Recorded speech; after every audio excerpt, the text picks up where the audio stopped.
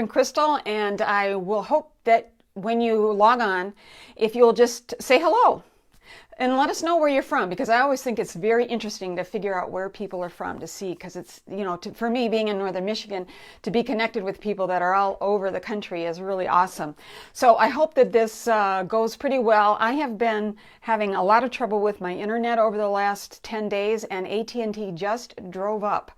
So they're going to be working on my internet, but I'm doing this with data.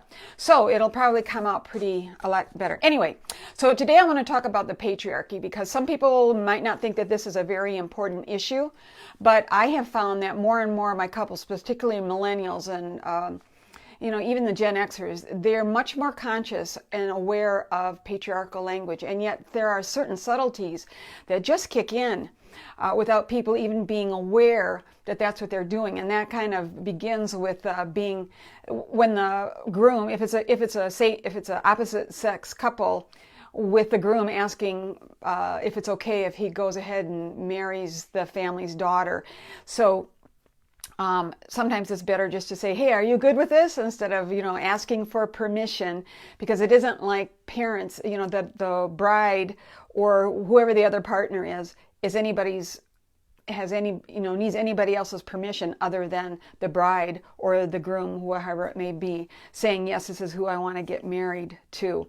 But so some people are very particular, and there are some subtle things that can just kick into gear that gets this kind of patriarchal guy is better than the woman thing happening. And one of the ways that I notice that there's just like these archetypal ways that these things unconsciously kick themselves in, and not necessarily in the patriarchy. This is not an example about the patriarchy, but it is how things can be so unconscious. Is that if you have ever done like a very small wedding where there's like 4 or 5 people, unless the photographer is one of the witnesses, and again, up here in Michigan, we have to have 2 witnesses to a marriage ceremony, an aisle forms.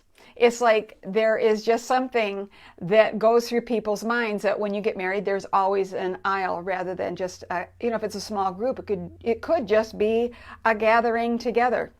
But an aisle almost always forms. And so this is just one of the unconscious ways that things can kick into gear. So here are some ways that you can be aware of changing or adapting or accepting the patriarchal language in a wedding ceremony.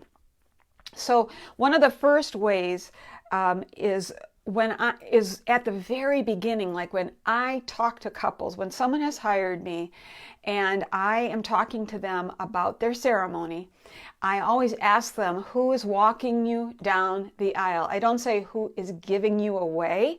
I don't say who is presenting you to the groom. I say who is walking you down the aisle.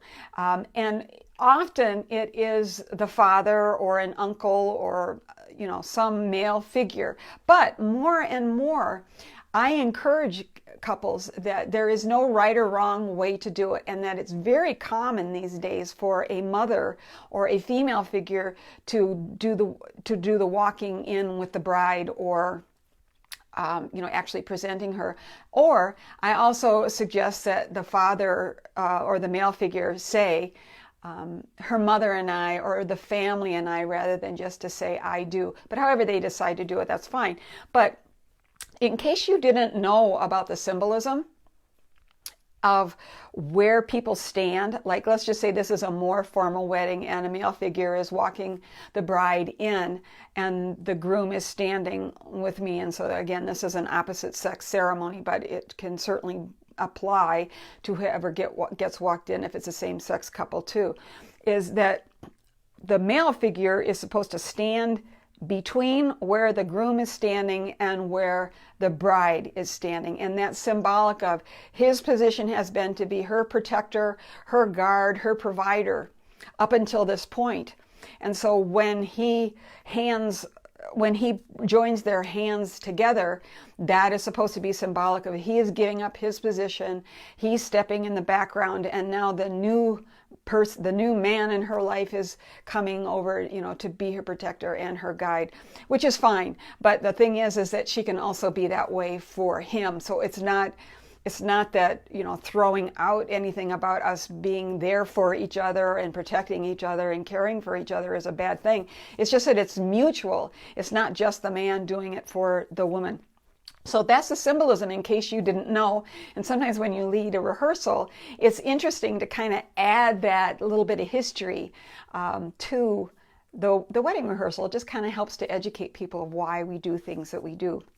So one of the ways that we can confront the patriarchal language is in the joining. So I really encourage you to stay away from saying who gives this woman to this man, or who gives Mary to Bill, or who gives Bill to John, or whatever. Just do not do the word give, because give is like somebody is property and they can be given away. So Mary or whoever is being joined with the other person is not property, and so you're not giving anybody away. So in the Ready, Willing, and Able Officiant Prep Program, I have some other ways of making this joining, and here are some sample ways to ask this question of the escort who is bringing the member of the couple down, let's just say the bride. Who brings Sandra to be married to Alan? Who brings John to Kevin in their mutual desire to be joined in marriage? This is what I use. Who accompanies this woman in her choice to marry this man? Who presents Mary and Bill to one another in their mutual desire to enter into the relationship of marriage? So these are ways where you're just not getting all wrapped up into the patriarchal language.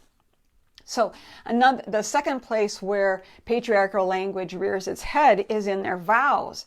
And I'm sure many of you have noticed this in their vows. Often people will just do their traditional vows, which is fine. But one of the things that I will not do, and I used to say it in the very beginning, was I never used the word obey. But it was interesting, and one of the reasons why I'm tackling this issue today is because this year I did an elopement ceremony, and the bride asked me to say the very, very traditional vows, which are, I, bride, take you groom for my wedded husband to have and to hold from this day forward, for better or for worse, for richer for poor, in sickness and in health, to love, cherish, and to obey until death do us part. And I just said to her, if that's what you want, that's fine. Hi, Rebecca. If that's what you want, that's fine. But I'm the wrong officiant for you, because I won't do that. And I was totally willing to say no, because that's not the kind of officiant that I am. Now, I know that some of you who are very traditional may be that kind of an officiant, and that's fine if that's what you want and that's what your couples want. But one of the reasons I'm also going through this whole thing about the patriarchy and patriarchal language in our wedding ceremonies is because a lot of times when you're a brand new officiant, you kind of get into this thing of, you think that there are certain things that are expected of you and that you have to do it a certain way. And you really don't. So things are so much more open these days, but there are, looking at the patriarchal language in a different way is just what I'm talking about. So here are two sets of vows, and this is also in the program, that I use to help the couple reflect that they are equals. So they will say, I, bride, take you as my husband. I pledge to share my life openly with you, to speak the truth to you in love. I promise to honor and tenderly care for you, to cherish and encourage your own fulfillment as an individual through all the changes of our lives. So that whole thing about I encourage your own fulfillment is something that is, this is equal. You are just as important as I am. And then another one is, let me see, I learned to learn with you and grow with you, even as time and life changes us both. I promise to laugh with you in good times and struggle alongside you in bad times. I promise to respect you and cherish you as an individual. a partner, and an equal, knowing that we do not complete but complement each other. May we have many adventures and grow old together. I've had more and more couples choose this vow this year than ever before, because people have really made comments to me as I've been interviewing them about, we really want to emphasize that we are equals. So again, if you're okay with saying obey, go for it, but you really do not have to say that in this day and age. Okay, so the next thing is the pronouncement. There are a lot of different ways to make the pronouncement that are more equal. And so one of the ones that I encourage you not to do is to, if you are into watching the patriarchal language in your marriage ceremonies, is not to say, you may now kiss your bride. Because this is, again, putting the man ahead of, he's going to kiss this bride who's going to receive it, rather than, hey, in my experience, women like to kiss just as much, and women are just as much initiators of affection as men are. So I would encourage you not to do that. So what I say in my ceremonies is, you may seal your vows with a kiss. You can say you can seal your commitments with a kiss. I'm very happy to introduce you for the first time as a married couple. And then I will do the introduction, but that's a little bit different. So you just want to watch the pronouncement. And then last but not least is the introduction. So in the program, I have a list called the Ceremony Content Checklist, and I have in that, this is something that couples get when they first hire me. And in it, it has, how would you like to be introduced? So these are the different options, is to say the husband and wife's first name and then the husband's last name, or husband's first and last name and the wife's first and last name, and there are no name changes.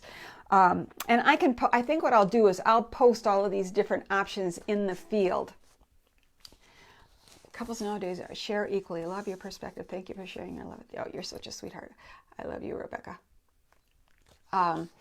So I will post that in the feed for the Facebook Live today, so that you can see there. But I also want to encourage you that when I'm talking with couples, many times, and tell me if you've noticed this, is that the woman is often, especially if she's a professional, she struggles with whether or not she wants to change her last name, because again, this is one of the things that so many people just unconsciously try to fit themselves into, is that it's always been done this way, and so I have to do that, and you really don't. So the woman does not have to change her last name. And I have 2 blogs that I've posted about this on my Wedding Officiant, not the Officiant training Facebook group or website, but on my own Wedding Officiant website, and I will post the links to the blog so that you can go and see that, because that's something that you can always provide to your couples. You can say, well, if you're having trouble deciding how to change your last name or how you want to go about that, here's some ideas for you. And then you can adapt this blog post for your own website or your own Facebook page. If you will, please give notice that I was the one who wrote it. You can borrow it or however you want to do that. So those are just some ways that you can, all the comments just disappeared, that you can watch the patriarchy in your wedding ceremony, so that equality is really emphasized in a much more meaningful way for people. So that's today's Facebook Live. Next week on the 4th of September, if you can believe that it's September already, I can't believe it's horrible. I'm going to talk about setting time limits, especially when you're there at the wedding ceremony and the bride is late, or the groom is late, or the best friend is 20 minutes late. What do you do? So I'm going to talk about setting limits for yourself with time. Okay, so look on the feed for those links, and I'll also post a link to the Ready, Willing, and Able Officiant Prep Program, which is in the process of being redesigned. I'm going to have a new program which will also involve coaching. So I will be letting you know about that. So thank you so much for joining me today in Wedding Tip Wednesday. I will see you next Wednesday. And please feel free to leave your comments, how you might work with the patriarchal language in your own ceremony. Let's help each other, because I know there's a lot of other perspectives and a lot of other ways of naming things than the way that I do it and the ways that I have researched it. There's always stuff to learn. So thank you so much for joining me. Love to you all. Talk to you soon. Bye.